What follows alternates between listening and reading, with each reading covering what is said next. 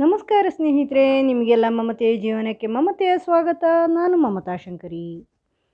ಇವತ್ತು ಒಂದು ಪಲ್ಯ ಮಾಡೋದನ್ನು ತೋರಿಸ್ತಾ ಇದ್ದೀನಿ. ಅಂದರೆ ಉತ್ತರ ಕರ್ನಾಟಕ ಶೈಲಿಯಲ್ಲಿ ಕಾಳಿನ ಪಲ್ಯ, ಮಡಿಕೆ ಕಾಳು ಅಂತ ಸಿಗುತ್ತೆ ಅಲ್ವಾ, ಆ ಮಡಿಕೆ ಕಾಳಿನ ಪಲ್ಯ. ಅದನ್ನು ಮೊಳಕೆ ಬರೆಸಿ ಮೊಳಕೆ ಕಾಳಿನ ಪಲ್ಯ ಆರೋಗ್ಯಕ್ಕಂತೂ ತುಂಬ ಒಳ್ಳೆಯದು. ಕಾಳುಗಳೇ ಒಳ್ಳೆಯದು, ಅದನ್ನು ಮೊಳಕೆ ಬರೆಸಿದರೆ ಇನ್ನೂ ಒಳ್ಳೆಯದು. ಪ್ರೋಟೀನ್ಗಳು ತುಂಬ ಹೇರಳವಾಗಿರುತ್ತೆ, ತುಂಬ ಚೆನ್ನಾಗಿರುತ್ತೆ. ಅದು ರುಚಿನೂ ತುಂಬ ಚೆನ್ನಾಗಿರುತ್ತೆ. ಇದು ಕಾಳುಗಳೆಲ್ಲ ಉತ್ತರ ಕರ್ನಾಟಕ ರೀತಿಯಲ್ಲಿ ಮಾಡಿದರೆ ಚೆನ್ನಾಗಿರುತ್ತೆ, ಉತ್ತರ ಕರ್ನಾಟಕದ ಪಲ್ಯ. ಅದಕ್ಕೆ ಆ ರೀತಿ ಮಾಡಿದ್ದೀನಿ. ಚಪಾತಿಗೆ, ರೊಟ್ಟಿಗೆ, ಅಕ್ಕಿ ರೊಟ್ಟಿ, ಜೋಳದ ರೊಟ್ಟಿ, ಚಪಾತಿ ಇಂಥದ್ದಕ್ಕೆಲ್ಲ ಸೇರಿಸ್ಕೊಂಡು ತಿನ್ನೋದು ತುಂಬ ಚೆನ್ನಾಗಿರುತ್ತೆ ಈ ಥರ ಮಾಡಿದರೆ. ಅದಕ್ಕೋಸ್ಕರ ಮಾಡಿದೆ. ಬೆಳಗ್ಗೆ ಚಪಾತಿ ಮಾಡಿದ್ದೆ, ಚಪಾತಿಗೆ ಸೇರಿಸ್ಕೊಳ್ಳೋಕೆ ಅಂತ ಮಾಡಿದ್ದೆ. ಹೆಂಗೆ ಮಾಡೋದು ಅಂತ ನೋಡೋಣ. ನೋಡಿ, ನಾನು ಮಡಿಕೆ ಕಾಳನ್ನು ನೆನೆಸಿ ಆಮೇಲೆ ಮೊಳಕೆ ಬರೆಸಿದ್ದೀನಿ. ಮೊಳಕೆ ಬರೆಸೋದು ಸಾಮಾನ್ಯ ಎಲ್ರಿಗೂ ಗೊತ್ತೇ ಇದೆ. ನೆನೆಸಿ ಇಟ್ಬಿಟ್ಟು ಆಮೇಲೆ ನೀರು ತೆಗೆದುಬಿಟ್ರೆ ಮೊಳಕೆ ಬರುತ್ತೆ ಸಾಮಾನ್ಯವಾಗಿ. ನಾನೇನು ಬಟ್ಟೆಲೆಲ್ಲ ಹಾಕಲ್ಲ, ಸಾಮಾನ್ಯ ಪಾತ್ರೆಯಲ್ಲಿ ಹಿಂಗೆ ಇಟ್ಟಿರ್ತೀನಿ. ಚೆನ್ನಾಗಿ ಮೊಳಕೆ ಬಂದಿದೆ, ಅದು ಉದ್ದ ಮೊಳಕೆ ಬಂದಿದೆ ಒಂದಿನದಲ್ಲಿ. ಸ್ವಲ್ಪ ಗಾಳಿ ಆಡಬೇಕು, ನೀರು ಒದ್ದೇ ಇರಬೇಕು. ಅದು ನೆನೆದು ನೀರು ತೆಗೆದುಬಿಟ್ಟು ಬಸಿದ ಮೇಲೆ ನೀರು ಒದ್ದೇ ಇರಬೇಕು ಅದು ಕಾಳುಗಳು. ಆಮೇಲೆ ಗಾಳಿ ಆಡಬೇಕು, ಅಂದರೆ ಮೊಳಕೆ ಬರುತ್ತೆ ಚೆನ್ನಾಗಿ. ಇದೊಂಥರ ಹೆಸರು ಕಾಳು ಥರನೇ ಇರುತ್ತೆ ಇದು, ಮಡಿಕೆ ಕಾಳು ಅಂತ. ಇದನ್ನು ಮೊಳಕೆ ಬರೆಸಿ ಮಾಡೋವಂಥದ್ದು. ಇದನ್ನು ಈಗ ನಾನು ಕುಕ್ಕರಲ್ಲಿ ಬೇಯಿಸ್ತಾ ಇದ್ದೀನಿ, ಯಾಕಂದರೆ ಕಾಳಲ್ವ, ಸ್ವಲ್ಪ ನಿಧಾನ ಬೇಯುತ್ತೆ. ಅದರಿಂದ ಕುಕ್ಕರಲ್ಲಿ ಬೇಯಿಸ್ತಾ ಇದ್ದೀನಿ. ಪಲ್ಯ ಹಾಗೆ ಡೈರೆಕ್ಟಾಗಿ ಬೇಯಿಸ್ಕೊಬೋದು, ನಾನು ಹಿಂಗೆ ಕುಕ್ಕರಲ್ಲಿ ಬೇಯಿಸ್ಕೊಳ್ಳೋದು ಯಾವಾಗಲೂ ಕಾಳುಗಳನ್ನು. ಇದಕ್ಕೆ ಮುಳುಗುವಷ್ಟು, ಅಂದರೆ ಸ್ವಲ್ಪ ಜಸ್ಟ್ ಮುಳುಗುವಷ್ಟು ನೀರು ಹಾಕ್ಕೊಳ್ತಾ ಇದ್ದೀನಿ. ತುಂಬ ಜಾಸ್ತಿ ಹಾಕ್ಕೊಳ್ತಾ ಇಲ್ಲ, ಯಾಕಂದರೆ ಪಲ್ಯಕ್ಕೆ ಆಮೇಲೆ ಸೇರಿಸುವಾಗ ನೀರು ಜಾಸ್ತಿ ಆಗುತ್ತೆ. ಅದಕ್ಕೋಸ್ಕರ ನೀರು ತೆಗೆದ್ರೆ ಅದರ ಪೌಷ್ಟಿಕಾಂಶ ಹೋಗುತ್ತಲ್ವ, ಅದರಿಂದ ನೀರು ಬೇಯೋಕ್ಕೆ ಎಷ್ಟು ಬೇಕೋ ಅಷ್ಟೇ ಹಾಕ್ಕೊಂಡು ಕುಕ್ಕರಲ್ಲಿ ಬೇಯೋಕ್ಕೆ ಇಟ್ಟಿದ್ದೀನಿ. ಈಗ ಮಸಾಲೆ ಮಾಡ್ಕೊಳ್ಳೋಣ. ಇದಕ್ಕೆ ಒಂದು ಸ್ವಲ್ಪ ಕೊತ್ತಂಬರಿ ಸೊಪ್ಪು ತೊಗೊಂಡಿದ್ದೀನಿ, ಒಂದು 1/4 ಕಟ್ನಷ್ಟು, ಇಲ್ಲ ಒಂದು ಸ್ವಲ್ಪ ಕಡಿಮೆನೇ ಕೊತ್ತಂಬರಿ ಸೊಪ್ಪು, 4-5 ಎಸಳು ಇದು ದಂಟು. ಆಮೇಲೆ ಅದಕ್ಕೆ 5-6 ಎಸಳು ಬೆಳ್ಳುಳ್ಳಿ ಮತ್ತು ಒಂದು ತುಂಡು ಶುಂಠಿ ಹಾಕಿದ್ದೀನಿ, 1 ಇಂಚಿನಷ್ಟು, ಒಂದು ಹಸಿಮೆಣಸಿನ್ಕಾಯಿ. ಇದನ್ನೆಲ್ಲ ಆಮೇಲೆ ಇದು ನೆಲಗಡಲೆ ಅಂದರೆ ಕಡಲೆ ಬೀಜ ಹುರಿದ್ಬಿಟ್ಟು ಸಿಪ್ಪೆ ತೆಗೆದು ಇಟ್ಟಿದ್ದೀನಿ. ಡ್ರೈ ರೋಸ್ಟ್ ಮಾಡಿಬಿಟ್ಟು ಸಿಪ್ಪೆ ತೆಗೆದು ಇಟ್ಟಿದ್ದೀನಿ, ಅದನ್ನು ಸೇರಿಸ್ತಾ ಇದ್ದೀನಿ. ಹೆಚ್ಚಿಲ್ಲ, ಒಂದೂವರೆ ಚಮಚದಷ್ಟು. ಈಗ ಇದಕ್ಕೆ ಒಂದೂವರೆ ಚಮಚದಷ್ಟು ಎಳ್ಳಿನ ಕಾಳನ್ನು ಸೇರಿಸ್ತಾ ಇದ್ದೀನಿ. ಬಿಳಿ ಎಳ್ಳದು, ಕಪ್ಪೆಳ್ಳಾದರೂ ಸೇರಿಸ್ಕೋಬೋದು. ಆಮೇಲೆ 1 ಚಮಚದಷ್ಟು ಜೀರಿಗೆ ಸೇರಿಸ್ಕೊಂಡಿದ್ದೀನಿ. ಅದನ್ನು ಇಲ್ಲಿ ತೋರಿಸಿಲ್ಲ, ನನಗೆ ಇದು ಆಫ್ ಆಯಿತು ಕ್ಯಾಮರಾ. ಇಷ್ಟನ್ನೆಲ್ಲ ಸೇರಿಸ್ಕೊಂಡು ಮಸಾಲೆ ರುಬ್ಕೊಳ್ಳೋಣ. ಕಪ್ಪೆಳ್ಳಾದರೂ ಹಾಕ್ಕೋಬೋದು ನೀವು, ಬಿಳಿ ಎಳ್ಳಾದರೂ ಹಾಕ್ಕೋಬೋದು. ಸ್ವಲ್ಪ ಹುರಿದ್ಬಿಟ್ಟು ಹಾಕ್ಕೊಳ್ಳಿ, ಅದನ್ನು ಡ್ರೈ ರೋಸ್ಟ್ ಮಾಡಿಬಿಟ್ಟು. ಚೆನ್ನಾಗಿ ನುಣ್ಣಗೆ ರುಬ್ಕೊಂಡಿದ್ದೀನಿ, ಗಟ್ಟಿಗೆ ರುಬ್ಕೊಂಡಿದ್ದೀನಿ, ಹೆಚ್ಚು ನೀರು ಹಾಕಿಲ್ಲ. ನುಣ್ಣಗೆ ರುಬ್ಕೊಂಡು ತನ್ನಿ. ಈಗ ಪಲ್ಯ ಮಾಡ್ಕೊಳ್ಳೋಣ. ಬಾಣಲೆ ಸ್ಟವ್ ಮೇಲೆ ಇಟ್ಟು ಕಾಯಕ್ಕೆ ಇಟ್ಟಿದ್ದೀನಿ. ಎಣ್ಣೆ ಬಿಸಿ ಒಂದು ಅರ್ಧ ಸೌಟ್ನಷ್ಟು ಹಾಕಿ ಬಿಸಿ ಆದಾಗ 1 ಚಮಚದಷ್ಟು ಜೀರಿಗೆ ಹಾಕ್ಕೊಂಡಿದ್ದೀನಿ. ಜೀರಿಗೆ ಸಿಡಿದಾಗ ಸಾಸಿವೆ ಹಾಕ್ಕೊಳ್ತಾ ಇದ್ದೀನಿ. ಸಾಸಿವೆ ಸಿಡಿಯೋವರೆಗೂ ಕಾಯಿರಿ. ಆಮೇಲೆ ಕರಿಬೇವು ಹಾಕ್ಕೊಳ್ಳಿ. ಕರಿಬೇವು ಸ್ವಲ್ಪ ಮಿಕ್ಸ್ ಮಾಡಿಬಿಟ್ಟು ಆಮೇಲೆ ಈರುಳ್ಳಿ ಚಿಕ್ಕದಾಗಿ ಕಟ್ ಮಾಡಿ ಇಟ್ಕೊಂಡಿದ್ದೀನಿ, ಅದನ್ನು ಹಾಕ್ಕೊಳ್ತಾ ಇದ್ದೀನಿ.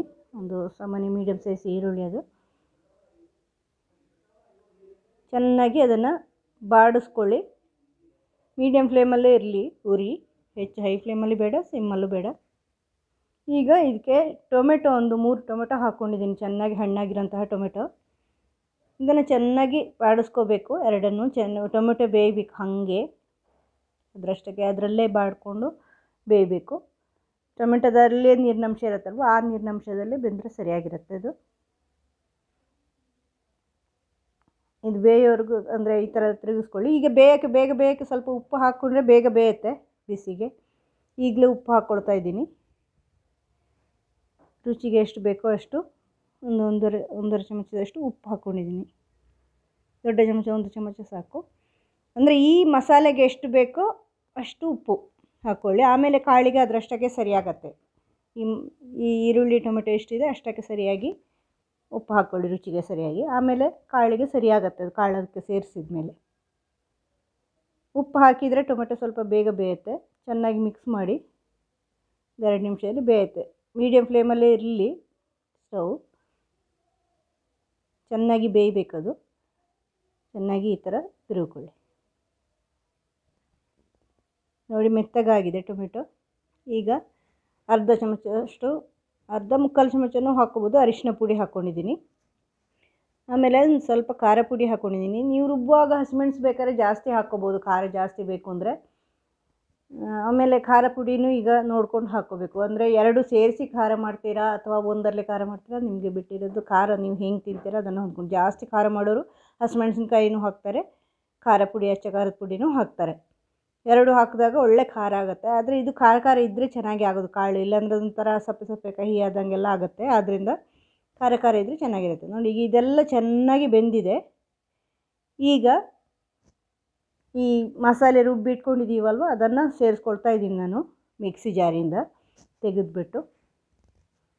ಉಪ್ಪೆಲ್ಲ ಹಾಕಿ ಒಂದು 2 ನಿಮಿಷ ಆದಮೇಲೆ ಉಪ್ಪೆಲ್ಲ ಎಳ್ಕೊಂಡಿರತ್ತಲ್ವ ಆವಾಗ ಆಮೇಲೆ ಈ ಮಸಾಲೆ ಇದನ್ನು ಹಾಕ್ಕೊಳ್ಳಿ, ರುಬ್ಬಿಟ್ಕೊಂಡಿರೋದು. ಸ್ವಲ್ಪ ಮಿಕ್ಸಿ ಜಾರಿಗೆ ನೀರು ಹಾಕಿ ತೊಳೆಸ್ಬಿಟ್ಟು, ಪೇಸ್ಟ್ ಮಾಡಬೇಕಾಗಿಲ್ಲ, ಸ್ವಲ್ಪ ಗಟ್ಟಿ ರುಬ್ಬಿರೋದಲ್ವ ಅದರಿಂದ ಅದನ್ನು ಹಾಕ್ಕೋಬಹುದು. ಹೆಂಗೂ ನೀರು ಬೇಕಾಗತ್ತಲ್ವ.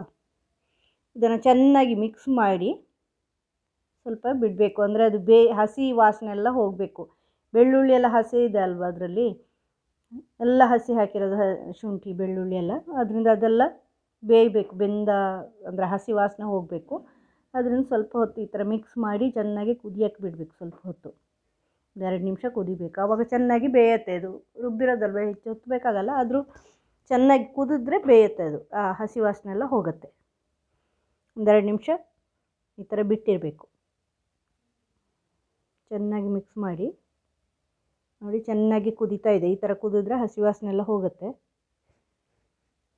ಈಗ ಇದಕ್ಕೆ ಕಾಳುಗಳನ್ನು ಹಾಕ್ಕೊಳ್ಳೋಣ. ಬೇಯಿಸಿ ಇಟ್ಟಿರೋಂಥ ಕುಕ್ಕರಲ್ಲಿ ಬೇಯಿಸಿ ಇಟ್ಟಿರೋಂಥ ಕಾಳು ಚೆನ್ನಾಗಿ ಬೆಂದಿದೆ ಕುಕ್ಕರಲ್ಲಿ ಆಗಿರೋದ್ರಿಂದ. ನಾನು ಕುಕ್ಕರಲ್ಲಿ ಸಾಮಾನ್ಯವಾಗಿ ಹೈ ಫ್ಲೇಮಲ್ಲಿ ಇಟ್ಟು 1 ವಿಸಿಲ್ ಕೂಗಿಸ್ತೀನಿ, ಆಮೇಲೆ ಸಿಮ್ಗೆ ಹಾಕಿ ಇನ್ನೊಂದು ವಿಸಿಲ್ ಕೂಗಿಸ್ತೀನಿ ಅಷ್ಟೇ. ಅಷ್ಟರಲ್ಲಿ ಬೇಯುತ್ತೆ, ಎಂಥದೇ ಆದರೂ ಬೇಯುತ್ತೆ. ಇದನ್ನು ಚೆನ್ನಾಗಿ ಮಿಕ್ಸ್ ಮಾಡ್ಕೋಬೇಕು.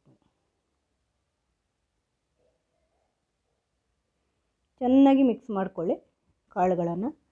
ತುಂಬ ರುಚಿಯಾಗುತ್ತೆ ಸ್ನೇಹಿತರೆ. ಇದು ಚಪಾತಿಗೆ ಮತ್ತು ರೊಟ್ಟಿಗೆ ಇಂಥದ್ದಕ್ಕೆಲ್ಲ ತುಂಬ ರುಚಿಯಾಗುತ್ತೆ. ಚಪಾತಿಗೂ ತುಂಬ ರುಚಿಯಾಗುತ್ತೆ,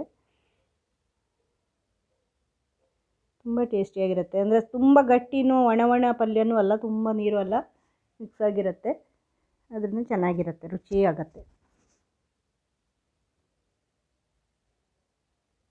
ಚೆನ್ನಾಗಿ ಮಿಕ್ಸ್ ಮಾಡ್ಕೊಳ್ಳಿ. ಮಿಕ್ಸ್ ಮಾಡಿ ಚೆನ್ನಾಗಿ ಕುದಿಯೋಕ್ಕೆ ಬಿಟ್ಬಿಡಿ. ಇದು ಅಂದರೆ ಆ ಮಸಾಲೆ ಎಲ್ಲ ಕಾಳಿಗೆ ಎಳ್ಕೋಬೇಕು, ಕಾಳಲ್ಲಿ ಆ ರುಚಿ ಬರಬೇಕಲ್ವ. ಅದನ್ನು ಚೆನ್ನಾಗಿ ಮಿಕ್ಸ್ ಮಾಡ್ತಾ ಮೀಡಿಯಮ್ ಫ್ಲೇಮಲ್ಲೇ ಮಾಡ್ಕೋಬೋದು. ಇದನ್ನು ತುಂಬ ಸಿಮ್ಮಲ್ಲಿ ಇಟ್ಕೊಂಡು ಮಾಡಬೇಕಾಗಿಲ್ಲ. ನೋಡಿ ಇದಾಯ್ತು, ನೋಡಿ ಚೆನ್ನಾಗಿ ಆಗಿದೆ. ಸ್ಟವ್ ಆಫ್ ಮಾಡಿದ್ದೀನಿ. ಈಗ ಎಲ್ಲ ಎಳ್ಕೊಂಡಾಗ ತುಂಬ ಚೆನ್ನಾಗಿರುತ್ತೆ. ಚಪಾತಿ ಜೊತೆ ಪಲ್ಯ, ರೊಟ್ಟಿ ಜೊತೆ ಎಲ್ಲ ಸೇರಿಸ್ಕೊಂಡು ತಿನ್ನೋಕ್ಕೆ ಚೆನ್ನಾಗಿರುತ್ತೆ. ಅನ್ನಕ್ಕೂ ಚೆನ್ನಾಗಿರುತ್ತೆ.